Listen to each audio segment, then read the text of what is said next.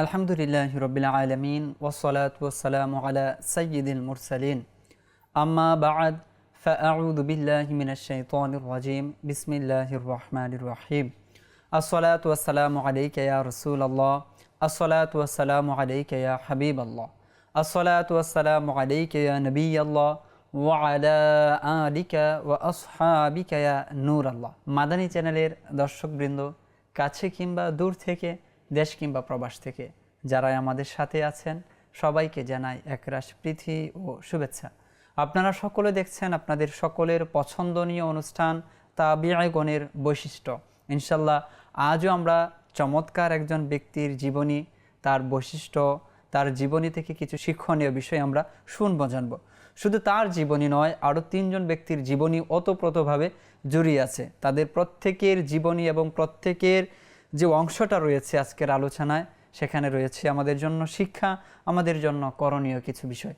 বিশেষত মা ও বাবা কেমন হওয়া উচিত, সন্তানের সুশিক্ষার পিছনে মায়ের কি ভূমিকা রয়েছে, আমরা সেই বিষয়টি আজ ইনশাল্লাহ এই অনুষ্ঠানের মাধ্যমে জানতে পারবো। তবে আসুন অনুষ্ঠানের শুরুতে আমরা দরুদ শরীফের একটি ফজিলত শ্রবণ করে নিই। প্রিয় নবী রসুল আরবি সাল্লাল্লাহু আলাইহি ওয়াসাল্লাম ইরশাদ করেছেন, লা ইয়ারিদান্নাল হাউদা আলাইয়া আকওয়ামুন মা আরিফুহুম ইল্লা বিকাথরাতিস সালাতি আলাইয়া।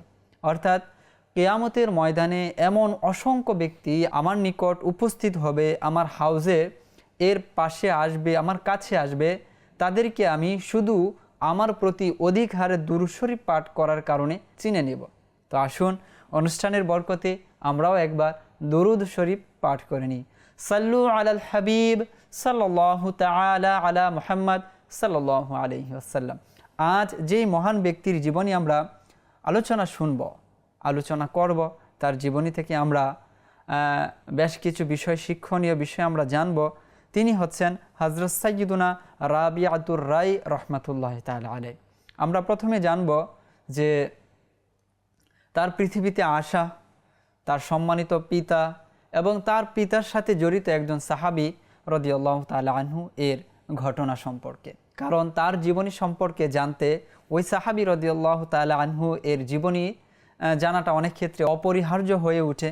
তাই আমরা প্রথমত সেই সম্মানিত সাহাবী রাদিয়াল্লাহু তাআলা আনহু এবং তার সম্মানিত পিতা এবং তার সম্মানিত পিতা কিভাবে তার আম্মাজানের সাথে মিলিত হন, বিবাহ কিভাবে করেন, সে বিষয়টি আমরা প্রথমে জানব। হযরত সাইয়্যিদুনা রাবিয়া বিন জিয়াদা আল হারসি রাদিয়াল্লাহু তাআলা আনহু, যিনি সাহাবী ছিলেন, তিনি পূর্ব থেকেই খুরাসানের আমির ছিলেন এবং সিজিস্তানের বিজয়ী ছিলেন। সিজিস্তান যেটা আফগানিস্তানে অবস্থিত রয়েছে, সেই সিজিস্তান যিনি বিজয় করেছেন তিনি হচ্ছেন হযরত সাইয়্যিদুনা রাবিয়া বিন জিয়াদা আল হারসি রাদিয়াল্লাহু তাআলা আনহু। পরবর্তীতে তিনি খুরাসানের আমির হন। যখন তিনি জীবন সায়ান্নে উপনীত হন, অর্থাৎ শেষ বয়সে যখন তিনি উপনীত হন, তখন তিনি মনে মনে এই নিয়ত করেন যে আমি মা ওয়ারাউন নাহার, অর্থাৎ সামারকান্দ এবং তুর্কিস্তান, এই যে জায়গাটুকু রয়েছে এইগুলো আমি ইসলামের পতাকা তলে নিয়ে আসব, এগুলোকে আমি বিজয় করব। এখানে যে অমুসলিমরা রয়েছে তাদের মধ্যেও আমি ইসলামের বাণী পৌঁছে দিব, তারাও যেন এক আল্লাহর উপর বিশ্বাস রাখে, তারাও যেন নামাজি হয়, আল্লাহকে সেজদাকারী হয়। তিনি এই নিয়ত করেন। তবে এটা তো বললেই শুধু হয় না, এর জন্য প্রস্তুতি রয়েছে, এর জন্য অভিযান পরিচালনা করতে হয়। অনেক ক্ষেত্রে বাধার সম্মুখীন হলে সেই বাধাকে ডেঙিয়ে বিজয় চিনিয়ে আনতে হয়। তো তিনি এর জন্য পরিকল্পনা সাজালেন এবং তিনি সৈন্যবাহিনী তৈরি করতে লাগলেন। তো এরই মধ্য হতে একজন যুবকের প্রতি তার দৃষ্টি নিবদ্ধ হয়, আর তিনি ছিলেন হযরত সাইয়্যিদুনা ফাররুখ রাহমাতুল্লাহ তাআলা আলাইহি। ফাররুখ রাহমাতুল্লাহ তাআলা আলাইহি হযরত সাইয়্যিদুনা রাবিয়া বিন জিয়াদা আল হারসি রাহমাতুল্লাহ তাআলা আলাইহি এর গোলাম ছিলেন। তিনি জানতেন যে এই ফাররুখ রাহমাতুল্লাহ তাআলা আলাইহি অত্যন্ত সাহসী, অত্যন্ত শক্তিশালী এবং বীরত্ব সম্পন্ন একজন ব্যক্তি, যার যুদ্ধের ক্ষেত্রে এক গুণ রয়েছে, সে যুদ্ধক্ষেত্রে বাজিমাত করতে পারে, অর্থাৎ যুদ্ধ পরিচালনা করার ক্ষেত্রে এবং যুদ্ধের ময়দানে তার এক শক্তি প্রদর্শনের সক্ষমতা রয়েছে। যখন এই বিষয়টি হযরত সাইয়্যিদুনা রাবিয়া বিন জিয়াদ আল হারসি রহমতুল্লাহ তাআলা আলাইহি জানতে পারলেন, তখন তিনি তার এই গোলামকে সাথে নিয়ে যুদ্ধ পরিচালনা করার একটি পরিকল্পনা তিনি করেন। পরবর্তীতে যেই পরিকল্পনা করলেন অনুরূপ তিনি কাজ করলেন। এই ফারুক রহমতুল্লাহ তাআলা আলাইহিকে সাথে নিয়ে তিনি মা ওয়ারাউন নাহার অর্থাৎ সামারকান্দ ও তুর্কিস্তানে তিনি অগ্রসর হন। সেখানে যাওয়ার পর অসংখ্য মুসলিমের সাথে লড়াই হয় এবং সেই লড়াইগুলোতে হযরত সাইয়েদনা ফারুক রহমতুল্লাহ তাআলা আলাইহি এর যে বীরত্ব সেটা সকলের সামনে প্রদর্শিত হয়। সকলে দেখতে পান তার যে কি বীরত্ব রয়েছে এবং তিনি কি বীরত্বের সাথে লড়াই করেন এবং শত্রুদের সাথে মোকাবেলা করেন। এইভাবে একে একে এক এক যুদ্ধ সংগঠিত হয় এবং তিনি প্রত্যেক যুদ্ধে নিজের যে নৈপুণ্যতা যুদ্ধের সেটা তিনি প্রদর্শন করেন, বাহাদুরিত্ব তিনি দেখান এবং বীরত্ব দেখিয়ে তিনি শত্রুপক্ষকে পরাজিত করেন। তিনি যে দিক দিয়ে তলোয়ার নিয়ে দৌড় দিতেন সেই দিকে শত্রুপক্ষের যে কাতার ছিল সেটা চীর্ণ বিচীর্ণ হয়ে যেত, সবাই দৌড়ে পালিয়ে যেত। আর এভাবে একে একে বিজয় হতে থাকে এবং মা ওয়ারাউন নাহার অর্থাৎ সামারকান্দ এবং তুর্কিস্তানের মতো বিশাল এলাকা ইসলামের পতাকা তলে আসে। পরবর্তীতে সেখানে যুদ্ধলব্ধ যে সম্পদ ছিল সকলের মাঝে বিতরণ করা হয় এবং তার এই যুদ্ধের নৈপুণ্য দেখে হযরত সাইয়েদনা রাবিয়া বিন জিয়াদ আল হারসি রাদিয়াল্লাহু তাআলা আনহু তাকে আজাদ করে দেন, তাকে মুক্ত করে দেন। শুধু মুক্ত করেননি, বরং যুদ্ধলব্ধ সম্পদের অনেকটা অংশ অর্থাৎ তার ভাগে যতটুকু আসে সেটা প্রদান করেন এবং তিনি নিজে খুশি হয়ে নিজেরও কিছু সম্পদ, রাবিয়া বিন জিয়াদ আল হারসি রাদিয়াল্লাহু তাআলা আনহু নিজের কিছু সম্পদ ফারুক রহমাতুল্লাহ তাআলা আলাইহিকে প্রদান করেন।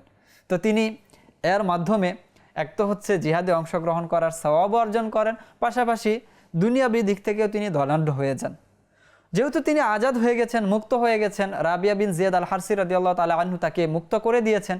পরবর্তীতে সেই ধন সম্পদ এবং এক আনন্দ উল্লাস নিয়ে তিনি সেখান থেকে মদিনায় চলে আসেন। মদিনায় আসার পর তার কাছে যে সম্পদ ছিল, যে সম্পদটা তিনি পেয়েছেন, অনেক সম্পদ ছিল, তো সেখানে এসে মদিনায় একটি ভালো প্রশস্ত সুন্দর একটি ঘর তিনি ক্রয় করেন। সেই ঘরেই তিনি বসবাস করতে শুরু করেন। জীবন খুব স্বাচ্ছন্দ্যভাবে অতিবাহিত হচ্ছিল, চলছিল। এর মধ্যে তিনি উত্তম বংশের উচ্চ বংশীয় একটি মেয়েকে বিবাহ করেন, যার চরিত্র ছিল অত্যন্ত উঁচু মার্গের। সেই মহিলা তার জীবন সঙ্গী হয়। এভাবেই তার জীবন চলছিল এবং চলছিল, স্বামী স্ত্রীর সম্পর্ক খুব ভালো ছিল, জীবন অতিবাহিত হচ্ছিল। তবে যেহেতু তিনি মদিনায় অবস্থান করছিলেন আর তখনকার যুগে মুজাহিদরা মদিনায় চলাচল থাকতো, এই মুজাহিদের দল আসছে, আরেক মুজাহিদ দল কোথাও যাচ্ছে এবং মসজিদের মিম্বারের মধ্যে জিহাদ সম্পর্কে প্রতিনিয়ত বয়ান হতো এবং শত্রুপক্ষে আক্রমণ করলে সেটাকে কিভাবে মোকাবেলা করতে হবে এই বিষয়গুলো নিয়ে প্রতিনিয়ত আলোচনা হতো। তো তার অন্তরে এই সম্পদ পেয়ে মদিনায় নতুন ঘর ক্রয় করে তিনি বিবাহ করেছেন, এই বিষয়গুলো তো ছিলই।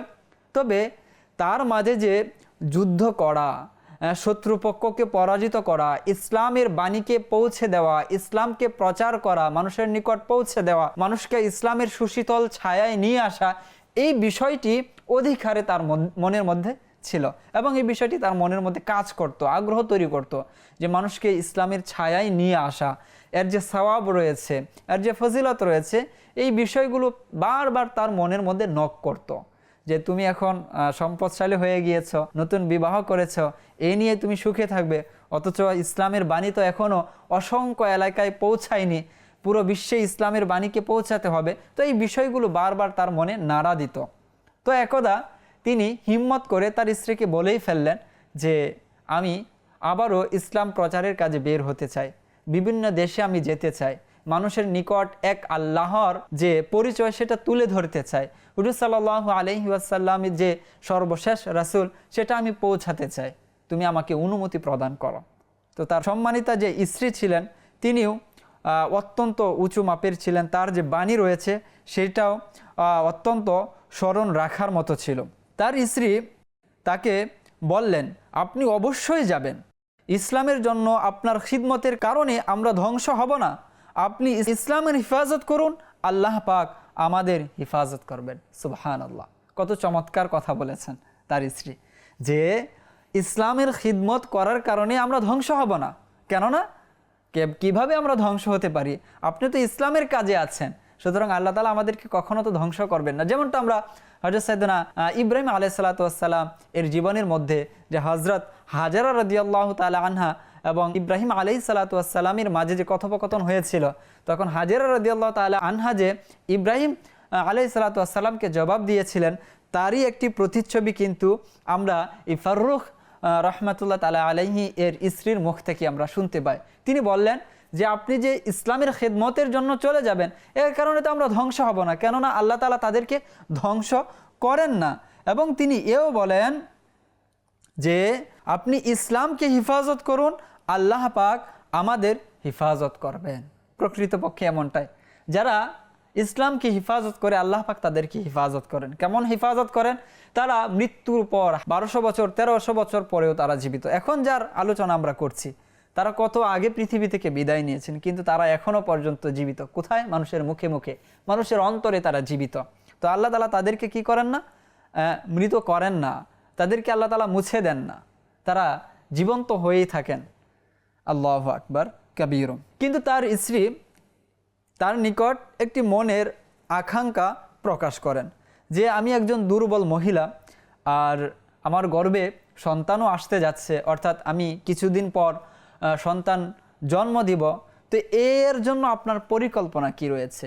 সন্তান পৃথিবীতে আসবে, তার লালন পালন এবং আমরা যে থাকব, এর ব্যয়ভারের চিন্তা ভাবনা আপনি কি করেছেন? তো হযরত সাইয়েদনা ফাররুখ রাহমাতুল্লাহ তাআলা আলাইহি বিষয়টি বুঝতে পারেন যে স্ত্রী আসলে কি বলতে চাচ্ছে, অর্থাৎ যুদ্ধে চলে যাওয়ার পর সংসার কিভাবে চলবে, সন্তান আসলে তার লালন পালন কি দিয়ে করা হবে। তখন ফাররুখ রাহমাতুল্লাহ তাআলা আলাইহি তার স্ত্রী বরণ পোষণের জন্য, সন্তান পৃথিবীতে আসবে তার লালন পালনের জন্য তার জীবনের সমস্ত যে সঞ্চয় ছিল 30,000 আশরাফি স্বর্ণ মুদ্রা সম্পূর্ণটা দিয়ে দেন এবং তাকে বলেন যে সাবধানতার সাথে এর খরচ করবে, যেখানে প্রয়োজন সেখানে এটা খরচ করবে। তো তার স্ত্রীকে সম্পূর্ণ 30,000 এই আশরাফি স্বর্ণমুদ্রা দিয়ে তিনি অতঃপর কি করেন? বেরিয়ে পড়েন ইসলামের প্রচারের জন্য এবং ইসলামের সমৃদ্ধির জন্য। তো এইদিকে তো হযরত সাইয়েদনা ফাররুখ রাহমাতুল্লাহ তাআলা আলাইহি চলে যান, আর কিছুদিন পর হযরত সাইয়েদনা রাবিয়া বিন ফাররুখ রাহমাতুল্লাহ তাআলা আলাইহি জন্মগ্রহণ করেন। অর্থাৎ যেই মহান ব্যক্তির জীবনী আমরা আলোচনা করছি, যেই মহান মুহাদ্দিসের জীবনে আমরা আলোচনা করছি, সেই মহান মুহাদ্দিস তার সম্মানিত পিতা যখন ইসলাম প্রচারের কাজে বেরিয়ে পড়েন, এর কিছুদিন পরই তিনি জন্মগ্রহণ করেন। কয়েক মাস পরই যে তার সম্মানিতা মাতা ছিলেন, অর্থাৎ উম্মে রাবিয়া রহমাতুল্লাহ তাআলা আলাইহা, তিনি তার ছেলের মধ্যে প্রতিভা দেখতে পেলেন। এছাড়াও হযরত সাইয়েদনা রাবিয়া বিন ফাররুখ রহমাতুল্লাহ তাআলা আলাইহি যখন পৃথিবীতে আসেন, তার চেহারা এত সুন্দর ছিল যে পরিবারের সকলে খুশি হয়ে যান, এত চমৎকার সুদর্শন একটি শিশু জন্ম নিয়েছে। আর কিছুদিন যেতে না যেতেই তারা বুঝতে পারেন এই ছেলের মধ্যে প্রতিভা রয়েছে, তার মাধ্যমে ইলমে দিনের ইসলামের খিদমত হবে। আর তার মধ্যে এরকম কিছু বৈশিষ্ট্য দেখা যায়, যেমন একটি বৈশিষ্ট্য এরকম ছিল, সাধারণত শিশুরা 1 বছর 2 বছর অতিবাহিত হলে যেরকমটা হৃষ্টপুষ্ট হন, যেমনটা বেড়ে উঠেন, হযরত সাইয়েদনা রাবিয়া বিন ফাররুখ রাহমাতুল্লাহ তাআলা আলাইহি কয়েক মাসের মধ্যে ওই রকম তিনি হৃষ্টপুষ্ট হয়ে যান, ওই রকম তিনি বড় হয়ে যান। তো তার পরিবার এটি বুঝতে পারে যে এই ছেলে বড় হয়ে অত্যন্ত সাহসী হবে এবং দিনের সে খিদমত করবে বা ইসলামের খিদমত তার মাধ্যমে হবে। যখন কিছুটা হযরত সাইয়েদনা রাবিয়া বিন ফাররুখ রাহমাতুল্লাহ তাআলা আলাইহি বড় হন, অর্থাৎ 3 বছর বয়স যখন হয়, তখনই তার মা তাকে মাদ্রাসায় দিয়ে আসেন, অর্থাৎ মাদ্রাসায় ভর্তিকরণ বা পড়ালেখার এক ব্যবস্থা করে দেন। আর এই সম্মানিত মহিলা তিনি নিয়ত করেন স্বামীর রেখে যাওয়া 30,000 আশরাফি স্বর্ণ মুদ্রা সম্পূর্ণ টাকাটা তিনি তার ছেলের পিছনে ব্যয় করবেন, লেখাপড়ার জন্য ব্যয় করবেন। যখন তার ছেলে মাদ্রাসায় এবং বুজুর্গানে দিনের সান্নিধ্যে যাওয়া আসা শুরু করেন, তখন তিনি মোটা অঙ্কের টাকা দেওয়া, মোটা অঙ্কের যে মূল্য তিনি পরিশোধ করতে থাকেন। আর তিনি শিক্ষক হিসাবে ছেলের ওই সকল ব্যক্তিদেরকেই তিনি গ্রহণ করেছিলেন যারা বা আখলাক বা আদব বা আমল আলিমে দিন ছিলেন। এখানেও আমাদের জন্য এক শিক্ষা রয়েছে। আমরা যেখানে সেখানে ছেলেকে পড়তে দিয়ে দিই, হ্যাঁ, ওইখানে নামকরা প্রতিষ্ঠান অনেক মানসম্পন্ন কি রয়েছে, লেখাপড়া রয়েছে, আমরা আখলাক খুঁজি না।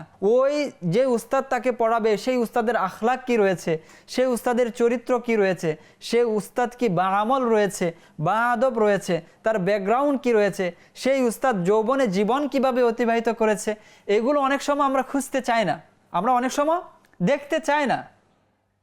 এর ফলে কি হয়, ছেলে ভালো আলিম তো হয়ে যায়, লেখাপড়ার জ্ঞান তো তার মধ্যে চলে আসে, পরবর্তীতে তার মাধ্যমে ইলমি দিনের ওই খিদমত পাওয়া যায় না। সে একটি জায়গাতে ঘুরপাক করতে থাকে, দুনিয়ার মোহে সে কি হয়ে যায়, আকৃষ্ট হয়ে যায়। তো এইখানে উম্মে রাবিয়া অর্থাৎ রাবিয়া বিন ফারুক রহমাতুল্লাহ তাআলা আলাইহির সম্মানিতা মাতা, তিনি কি করেছিলেন, ছেলের জন্য টাকা তো ব্যয় করেছেন, পাশাপাশি ছেলের উস্তাদ কারা হবে সেটিও তিনি ভালোভাবে নির্ধারণ করেছিলেন। উস্তাদ হওয়ার জন্য তিনি যে বৈশিষ্ট্যগুলো আগে নির্ধারণ করেছিলেন, বা আমল হতে হবে, বা আদব হতে হবে, চরিত্রবান হতে হবে, এবং যৌবনের যে জীবনটা ছিল সেটা ভালোভাবে যারা পার করেছে তাদের কাছে তিনি তার ছেলেকে পড়তে পাঠিয়েছিলেন। আর যখন উস্তাদ নির্ধারণ করে নিয়েছিলেন, পরবর্তীতে তাদের ব্যয়ভার, উস্তাদকে ভালো একটা পারিশ্রমিক দেওয়া, উস্তাদদেরকে ভালো স্যালারি দেওয়া, উস্তাদরাও যেন মন খুলে পড়াতে পারেন সে বিষয়ের ইন্তজাম তিনি করেছিলেন। এখানেও কিন্তু একটি শিক্ষা আমরা পাই। আমরা অনেক সময় দেখা যায় যে ঘরে ছোট ছেলে আছে বা ছোট মেয়ে আছে, শিক্ষক আমরা নির্ধারণ করছি কোরআন পড়ানোর জন্য, কায়দা পড়ানোর জন্য, তখন অন্যান্য টিচার যারা আছে তাদেরকে 5,000 দিচ্ছি, 7,000, 8,000 পর্যন্ত, 10,000 পর্যন্ত টাকা দিচ্ছি, কিন্তু একজন আমরা হাফিজে কোরআন রেখেছি তাকে কোনো রকম যত সামান্য টাকা দিচ্ছি, 500, 1,000, 2,000, সেটাকে আমরা অনেক বড় মনে করছি। এর জন্যই আমাদের মাঝে আজ বৈষম্য, এর জন্য আমরা ভালো ফ্যামিলি থেকে আলেম দেখছি পাচ্ছি না, ভালো ফ্যামিলির ছেলেরা মাদ্রাসায় ভর্তি অনেক ক্ষেত্রে আমরা দেখি না। আমরাই বলে থাকি যে মাদ্রাসায় যারা পড়ে তারা দরিদ্র ফ্যামিলির, যদিও শতভাগ এমনটা নয়, অনেক ভালো ভালো ফ্যামিলির ছেলেরাও মাদ্রাসায় পড়াশোনা করে, ভালো ভালো ফ্যামিলির ছেলেরাও কি করে অধ্যয়ন করে মাদ্রাসায়, এবং তারা নেতৃত্ব দিচ্ছে, ইসলামকে সামনে থেকে পরিচালনা করছে, ভালো ভালো জায়গায় তারাও আছে। তো এখানে এই দুইটি বিষয় আমরা তার সম্মানিত মাথা থেকে আমরা পাই যে এক হচ্ছে টিচার ঠিক করা, পাশাপাশি তাদেরকে ভালো একটা পারিশ্রমিক দেওয়া, ভালো একটা স্যালারি দেওয়া, যেন তারা অন্য দিকে মুভ না করে, তাদের মনে অন্য কোনো খেয়াল না আসে, ছাত্রকে পড়ানোর ক্ষেত্রে সম্পূর্ণ মনোযোগ যেন ওইখানে তাদের নিবিষ্ট থাকে। কেননা সাংসারিক একটি বিষয় রয়েছে প্রত্যেকের, যখন আমরা সম্পদের চিন্তা ভাবনা করব তখন পড়াবো কিভাবে। তো এই বিষয়টি তার সম্মানিতা মাতা চিন্তা ভাবনা করে তিনি কি করেছিলেন, ব্যবস্থা করেছিলেন, যার ফলে তার ছেলেও খুব দ্রুত এই দ্বীনি এলেম অর্জনের ক্ষেত্রে এগিয়ে গিয়েছেন। কেমনটা এগিয়ে গিয়েছেন বলা হয়, খুব অল্প তিনি লেখালেখির কাজ শিখে নিয়েছিলেন, এরপর তিনি হাফিজে কোরআন হন, অর্থাৎ হিফজ সম্পন্ন করেন, এরপর তিনি হাদিস শিখার জন্য যুগ শ্রেষ্ঠ যে মুহাদ্দিস যারা ছিলেন তাদের কাছে তিনি যাওয়া আসা শুরু করেন। আর তিনি ইলমি হাদিসের ক্ষেত্রে উস্তাদদের সান্নিধ্য, সাহাচর্য, তাদের সংস্পর্শ এইভাবে অবলম্বন করেন। উলামায়ে কেরামগণ বলেন, যেভাবে একজন গুলাম তার মনিবের নিকট বসে থাকে, মনিবেরকে আঁকড়ে ধরে পড়ে থাকে, অনুরূপভাবে রাবিয়া বিন ফারুক রহমাতুল্লাহ তাআলা আলাই তিনি তার উস্তাদদের কাছে পড়ে থাকতেন। আর তার উস্তাদ কারা ছিলেন, তাদের মাকাম ও মর্যাদা কীরকম ছিল, যুগ শ্রেষ্ঠ সকল ব্যক্তি তার উস্তাদ ছিলেন। তার উস্তাদদের মধ্যে সাহাবী রাসূল হযরত সাইয়্যিদুনা আনাস বিন মালিক রাদিয়াল্লাহু তাআলা আনহু অন্যতম ছিলেন, যার কাছ থেকে তিনি হাদিস শিখেছেন। এরপর যদি দেখি শামের অন্যতম প্রসিদ্ধ মুহাদ্দিস এবং যার নাম আমরা প্রায়ই শুনে থাকি, তিনি হচ্ছেন মাকহুল রহমাতুল্লাহ তাআলা আলাইহি, মাকহুল শামী রহমাতুল্লাহ তাআলা আলাইহি থেকে তিনি কি করেছেন, হাদিস শিখেছেন। এরপর যদি দেখি সাঈদ ইবনে মুসাইয়িব রহমাতুল্লাহ তাআলা আলাইহি এবং মুহাদ্দিস সালামা বিন দিনার রহমাতুল্লাহ তাআলা আলাইহি, এই সকল যুগ শ্রেষ্ঠ উলামায়ে কেরামের কাছ থেকে তিনি হাদিস শিখেছেন, যার ফলে অল্প দিনই তিনি ইলমের ওই মাকামে পৌঁছে যান যে পরবর্তীতে তার নিকট পড়ার জন্য সর্বদা লোকদের ভিড় জমে থাকতো, সর্বদা মানুষের আনাগোনা থাকতো, যে এই ধরনের লোকদের কাছ থেকে তিনি ইলমে দ্বীন অর্জন করেছিলেন। আর প্রত্যেকের যারা আছেন তাদের নাম আমাদের মুখস্থ, আনাস বিন মালিক রাদিয়াল্লাহু তাআলা আনহু, মাকহুল শামী রহমাতুল্লাহ তাআলা আলাইহি, সাঈদ ইবনে মুসাইয়িব রহমাতুল্লাহ তাআলা আলাইহি এবং সালামা বিন দিনার রহমাতুল্লাহ তাআলা আলাইহি, তারা প্রত্যেকে যুগ শ্রেষ্ঠ আলেমী দিন ছিলেন। তাদের কাছে যখন তিনি যাওয়া আসা করেন, শুধু যাওয়া আসা নয়, তাদের কাছে তিনি পড়ে থাকতেন, লড়তেন না, যে কখন কোন উস্তাদ একটি মহান বাণী মুখ দিয়ে বলবেন, তাদের মুখনিসৃত বাণী সাথে সাথে সেটা নোট করে নেওয়া, সেটা মুখস্থ করে নেওয়া, যার ফলে পরবর্তীতে তিনি যুগ শ্রেষ্ঠ একজন আলেমী দিন হন, একজন ইমাম হয়ে যান। যখন তিনি এই মাকামে পৌঁছে যান, অল্প বয়সে তিনি বড় বড় মুহাদ্দিস থেকে হাদিস শাস্ত্রের জ্ঞান অর্জন করে, হিফজ সম্পন্ন করে এবং লেখাপড়া সম্পন্ন করে ফেলেন। তার ছাত্র হওয়ার জন্য কারা আসতেন তার কাছে? আমরা যদি শুধু লিস্টটা দেখি তার ছাত্রের মধ্যে কাদের নামটা রয়েছে, তাহলে আমরা বুঝতে পারবো যে তিনি কত বড় মাপের একজন আলেমে দিন ছিলেন, তার যোগ্যতা কোন মর্তবায় পৌঁছেছিল, তিনি নিজেকে কোন জায়গায় নিয়ে গিয়েছিলেন, তিনি কোন জায়গায় নিজেকে প্রতিষ্ঠিত করেছিলেন। তার ছাত্র কারা ছিলেন আসলে আমরা শুনে আসি। তার ছাত্রদের মধ্যে অন্যতম ছিলেন হযরত সাইয়্যিদুনা ইমাম মালিক রহমাতুল্লাহ তাআলা আলাইহি, মালিকি মাযহাবের যিনি প্রতিষ্ঠাতা। দ্বিতীয়ত তার ছাত্রের মধ্যে নাম আসে ইমাম আজম আবু হানিফা রহমাতুল্লাহ তাআলা আলাইহি। বিশ্বের মধ্যে যত মুসলিম রয়েছে 1/3 মানুষ যার মাযহাবকে অনুসরণ করে ইমাম আজম আবু হানিফা রহমাতুল্লাহ তাআলা আলাইহি তার কাছ থেকে হাদিস শিখেছেন, হাদিস শিখার জন্য তার সান্নিধ্য লাভ করেছেন, তার সাহচর্য অবলম্বন করেছেন। এরপর যদি দেখি ইমাম আউজাঈ রহমাতুল্লাহ তাআলা আলাইহি, সিরিয়ার সবচেয়ে বড় আলিম যাকে বলা হতো তৎকালীন যুগের, ইমাম আউজাঈ রহমাতুল্লাহ তাআলা আলাইহি। এরপর হচ্ছে ইয়াহইয়া ইবনে সাঈদ আল কাত্তান রহমাতুল্লাহ তাআলা আলাইহি, ইমাম সুফিয়ান সাউরি রহমাতুল্লাহ তাআলা আলাইহি, সুফিয়ান বিন উয়াইনা রহমাতুল্লাহ তাআলা আলাইহি এবং সাদ বিন লাইস ও ইমাম শুবা রহমাতুল্লাহ তাআলা আলাইহির মতো যুগ শ্রেষ্ঠ মুহাদ্দিসগণ তার ছাত্র ছিলেন। তার কাছ থেকে ইলমি দ্বীন অর্জন করেছেন, তার কাছ থেকে হাদিস শাস্ত্র জেনেছেন। এই যে ব্যক্তিদের নাম বললাম, আমরা প্রায়ই তাদের নাম শুনে থাকি। হাদিস শাস্ত্রে যারা অধ্যয়ন করে, এই সকল ব্যক্তিদের ছাড়া তো হাদিস শাস্ত্র সম্পন্নই হবে না। ইমাম মালিক, ইমাম আজম আবু হানিফা রহমাতুল্লাহ তাআলা আলাইহি, ইমাম আউজাঈ, ইয়াহইয়া ইবনে সাঈদ আল কাত্তান, ইমাম সুফিয়ান সাউরি রহমাতুল্লাহ তাআলা আলাইহি, সুফিয়ান বিন উয়াইনা রহমাতুল্লাহ তাআলা আলাইহি, প্রত্যেকেই যুগ শ্রেষ্ঠ আলিমী দিন ছিলেন, যুগ শ্রেষ্ঠ মুহাদ্দিস ছিলেন। এমনকি বুখারী শরীফ যদি আমরা দেখি, এই সকল প্রায় বুজুর্গানে দিনের উক্তিকে নকল করেছেন ইমাম বুখারী রহমাতুল্লাহ তাআলা আলাইহি তার যুগ শ্রেষ্ঠ কিতাব বুখারী শরীফের মধ্যে। সুতরাং তারা কার ছাত্র ছিলেন? এই ইমাম রাবিয়া বিন ফারুক রহমাতুল্লাহ তাআলা আলাইহি এর ছাত্র ছিলেন। তো এইভাবে রাবিয়া বিন ফারুক রহমাতুল্লাহ তাআলা আলাইহি তিনি আলেমী দিন হন। শুধু আলেমী দিন নয়, যুগ শ্রেষ্ঠ আলেমী দিন, যুগ শ্রেষ্ঠ উস্তাদ, এবং তিনি বলা চলে সাইয়্যিদুল মুহাদ্দিসিন হয়ে গিয়েছিলেন। এ সকল বড় বড় মুহাদ্দিসদের তিনি উস্তাদ ছিলেন। আচ্ছা, এদিকে যদি দেখি যে ফারুক রহমাতুল্লাহ তাআলা আলাইহি তো ইসলাম প্রচারের জন্য বের হয়েছিলেন। পরবর্তীতে যখন আসেন তো কি ঘটনা ঘটেছিল? তার স্ত্রী তো অপেক্ষায় আছেন যে স্বামী ফিরে আসবে, ফিরে আসবে। এভাবে অপেক্ষা করতে করতে করতে 30 বছর পার হয়ে গিয়েছে। আর মানুষ কেউ বলা বলি করছে তিনি শাহাদত বরণ করেছেন, কেউ বলছে যে অমুসলিমরা তাকে ধরে কয়েদ করে রেখেছে। কিন্তু স্ত্রীর মনে আশা আকাঙ্ক্ষা ছিল যে আমার স্বামী একদিন ফিরে আসবে। কিন্তু ফারুক রহমাতুল্লাহ তাআলা আলাইহির মা ধরে নিয়েছিল যে তার ছেলে শাহাদত বরণ করেছিল। তো অনেক দিন পর, অর্থাৎ 30 বছর পর তিনি আবারও প্রত্যাবর্তন করেন ফারুক রহমাতুল্লাহ তাআলা আলাইহি। এসে তিনি মদিনার মধ্যে নিজের ঘর খুঁজতে থাকেন যে আমার ঘর কোনটা। এই 30 বছরে তো মদিনা শহর অনেক বড় হয়ে গিয়েছে, অনেক স্ট্রাকচার পরিবর্তন হয়ে গিয়েছে। আমরা যদি দেখি শহরে 20 বছর আগে ঢাকা শহর কেমন ছিল, অনেক কিছু পরিবর্তন হয়েছে। তো তিনিও যখন মদিনা তো পরিবর্তনই হচ্ছিল, তো তিনি এসে নিজের ঘর খুঁজছেন যে আমার ঘর কোনটা, আমার ঘর কোনটা। পরবর্তীতে তিনি দাঁড়িয়ে থাকেন, এদিকে মানুষ যাতায়াত করছে, আর তখন মদিনায় নিত্য নতুন মানুষ আসতো যেত, কেউ তাকে জিজ্ঞাসা করছে না। তো একবার দাঁড়িয়ে দাঁড়িয়ে দেখতে পান যে তিনি আবিষ্কার করেন এটাই তার ঘর হবে। সেই ঘরে যে প্রবেশ করার যে প্রথম যে দরজা ছিল, বাড়িতে প্রবেশ করার একটা দরজা থাকে, সেই দরজা তিনি ধাক্কা দিয়ে ভিতরে প্রবেশ করেন। ভিতরে প্রবেশ করতে তার যে ছেলে ছিল তিনি বেরিয়ে আসেন, আর বেরিয়ে এসে বলেন এভাবে কি কেউ ঘরে কারো বাড়িতে প্রবেশ করে? তো এটা বলতে বলতে তিনি সামনে অগ্রসর হন, আর এর মধ্যে তার সম্মানিত মাতা তিনি বেরিয়ে আসেন। বেরিয়ে এসে দেখেন যে তার স্বামী অর্থাৎ ফারুক রহমাতুল্লাহ তাআলা আলাইহি এসে উপস্থিত। তার সন্তানকে তিনি থামান এবং বলেন এটা হচ্ছে তোমার সম্মানিত পিতা ফারুক। তখন তিনি তার পিতার হাত চুম্বন করেন এবং তাকে জড়িয়ে ধরেন। পরবর্তীতে যখন রাত হয়, ফারুক রহমাতুল্লাহ তাআলা আলাইহি এবং উম্মে রাবিয়া রহমাতুল্লাহ তাআলা আলাইহি তারা স্বামী স্ত্রী কথোপকথন করতে থাকেন। তবে উম্মে রাবিয়া রহমাতুল্লাহ তাআলা আলাইহি মনে মনে ভয় পেতে থাকেন যে আমার স্বামী তো আমাকে 30,000 আশরাফি স্বর্ণ মুদ্রা দিয়ে গিয়েছিল, সেগুলোর ব্যাপারে যদি আমাকে প্রশ্ন করে তাহলে আমি তাকে কি উত্তর প্রদান করব। আর আমি যদি তাকে বলি যে সম্পূর্ণ টাকা আমি সন্তানের শিক্ষার পিছনে ব্যয় করেছি, তিনি যদি বিশ্বাস না করেন, এই প্রশ্নটা বারবার মনের মধ্যে জাগছিল। এক সময় ফারুক রহমাতুল্লাহ তাআলা আলাইহি ভাবলেন স্ত্রী কি যেন ভাবছে।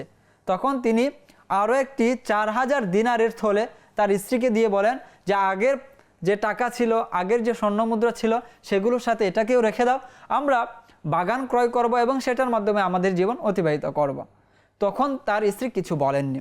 এভাবে গল্প গুজব স্বামী স্ত্রীর মধ্যে করতে করতে ফজরের আজান সময় হয়ে যায় এবং ফজরের আজান পড়ে।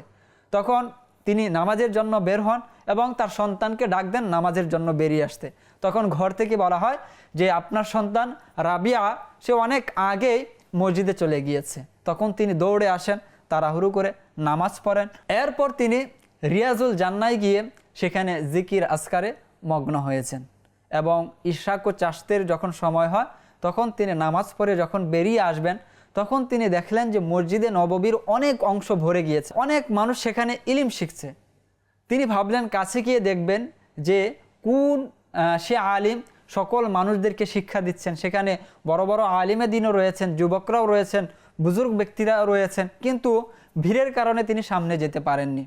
যখন দরস প্রদান শেষ হয় তখনও মানুষ ওই আলিমের কাছে মুসাফা, তার সাথে কথোপকথন, বিভিন্ন কলা কৌশল জিজ্ঞাসা করতে থাকেন। তখনও তিনি কাছে যেতে পারেননি এবং জিজ্ঞাসা করতে পারেননি।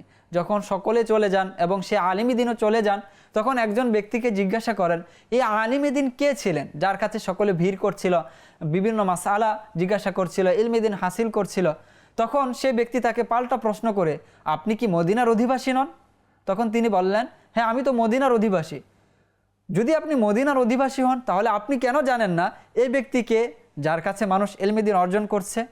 তখন তিনি বলেন যে আমি দীর্ঘদিন শহরের বাইরে ছিলাম। তখন সে ব্যক্তি বলেন যে ইনি হচ্ছেন এই মদিনা শহরের সবচেয়ে বড় আলিম, যিনি মানুষদেরকে ইলমে দিনের শিক্ষা দান করেন। কোরআন ও হাদিসের যে সারমর্ম রয়েছে, কোরআন ও হাদিসের যে গভীর জ্ঞান রয়েছে, এটা তার মধ্যে রয়েছে। যখন কেউ অসুবিধার মধ্যে পড়ে তাহলে তার কাছে আসে, তার শরণাপন্ন হয়। তিনি কোরআন ও হাদিসের গবেষণা থেকে তিনি রায় প্রদান করেন, যার কারণে তাকে রাবিআতুর রায় বলা হয়। তখন তিনি বলেন তিনি কতই না বড় মাপের আলেমী দিন, তো নিজেও সাক্ষাৎ করার এক আকাঙ্ক্ষা ব্যক্ত করেন। তখন তিনি বলেন তার পরিচয় প্রদান করুন। তখন পরিচয় দিতে গিয়ে বলেন তার নাম হচ্ছে রাবিআতুর রায়। তখন ফারুক রহমাতুল্লাহ তাআলা আলাইহি বলেন তার সম্পূর্ণ নসল বলুন, তার সম্পূর্ণ পরিচয়টা তুলে ধরুন। অতঃপর সম্পূর্ণ পরিচয় তুলে ধরতে গিয়ে বলেন যে তার নাম হচ্ছে রাবিআ বিন ফারুক। যখন এই পরিচয় জানলেন তখন ফারুক রহমাতুল্লাহ তাআলা আলাইহি কাঁদতে লাগেন, কিন্তু যার সাথে কথোপকথন হচ্ছিল তিনি এটি বুঝতে পারেননি। ফারুক রহমাতুল্লাহ তাআলা আলাইহি কাঁদতে কাঁদতে ঘরে ফিরে যান। তার সম্মানিতা স্ত্রী যখন দেখলেন তার স্বামী কাঁদছে, কারণ জিজ্ঞাসা করলেন যে আপনি কাঁদছেন কেন? তখন তিনি বললেন যে আমি আজ আমার সন্তানের মর্যাদা দেখে এসেছি, যে আল্লাহ পাক তাকে কি মর্যাদা দিয়েছেন। তখন তার স্ত্রী তাকে বলেন আপনি যে আমাকে 30,000 আশরাফি স্বর্ণ মুদ্রা দিয়েছিলেন, সেই সম্পূর্ণ স্বর্ণ মুদ্রা আপনার ছেলের সুশিক্ষায় আমি ব্যয় করেছি। আপনি কি এতে খুশি রয়েছেন, না আপনি সেই স্বর্ণ মুদ্রাতেই খুশি থাকতেন? তখন তিনি বললেন যে আমার কাছে সমস্ত দুনিয়ার সম্পদের চেয়ে আমার যে সন্তানের যে মাকাম ও মর্যাদা এই মুহূর্তে রয়েছে, এটা আমার কাছে অধিকতর খুশির বিষয়। আল্লাহ পাক তাকে এই মুহূর্তে যে মর্যাদা দিয়েছে। তখন স্বামী স্ত্রী উভয়ে আল্লাহ পাকের শুকরিয়া আদায় করেন। তো এই যে বিষয়টি রয়েছে, এই বিষয় থেকে আমাদের জন্য অসংখ্য শিক্ষণীয় বিষয় রয়েছে। একজন সন্তানকে প্রকৃতপক্ষে আলেমী দিন হিসাবে গড়ে তোলা, এর জন্য সম্পদ ব্যয় করা, এটি অত্যন্ত সৌভাগ্যের বিষয়। কেননা সম্পদ তো দুনিয়াবি একটি বিষয়, দুনিয়াতেই শেষ হয়ে যাবে। সন্তানের ব্যাপারে তো বলা হয়েছে সে যদি সুশিক্ষায় শিক্ষিত হয়, সে যদি আলেমী দিন হয়, সেটা হচ্ছে সদকায়ে জারিয়া। আপনি পৃথিবী থেকে বিদায় নেবেন, এই সন্তান আপনার জন্য দোয়া করবে। এই সন্তান আপনার টাকায় যে আলিম হয়েছে, সে মানুষদেরকে ইলমে দিন শিখাবে, সে মানুষদেরকে নামাজ শিখাবে, সে মানুষদেরকে শরীয়তের জ্ঞান শিখাবে। এর সওয়াব তো আপনিও পাবেন, কারণ আপনার টাকায় সে আলিমে দিন হয়েছে, আপনার খেয়ে পরে সে আলিমে দিন হয়েছে। সর্বোপরি সে আপনার সন্তান, আপনার জন্য হাত তুলে মুনাজাত করবে, হাত তুলে রবের দরবারে ইস্তিগফার করবে, আপনার জন্য রহমতের দোয়া করবে। সুতরাং আমাদের জন্য করণীয় হচ্ছে এই রকম উত্তম পিতামাতা হওয়া। আমাদের জন্য করণীয় হচ্ছে সন্তান থাকলে তাদেরকে আলেমী দিন বানানো। আল্লাহ পাক আমাদেরকে অনুরূপ করার তৌফিক দান করুন। আজ আমরা শুনলাম হযরত সাইয়েদুনা রাবিয়া বিন ফারুক রহমাতুল্লাহ তাআলা আলাইহি এর জীবনী। তার জীবনীর অসংখ্য দিক ছিল এরকম, যেগুলো আমাদের জন্য করণীয়, পালনীয় এবং শিক্ষণীয় রয়েছে। আমরা যেন সেগুলোর উপর আমল করি। আল্লাহ পাক তৌফিক দান করুন। আজ এই পর্যন্তই। পরবর্তী অনুষ্ঠান দেখার আমন্ত্রণ জানিয়ে শেষ করছি। ততক্ষণ পর্যন্ত ভালো থাকুন, সুস্থ থাকুন, মাদানী চ্যানেলের সঙ্গে থাকুন। সাল্লু আলাল হাবিব সাল্লাল্লাহু তাআলা আলা মুহাম্মদ সাল্লাল্লাহু আলাইহি ওয়াসাল্লাম।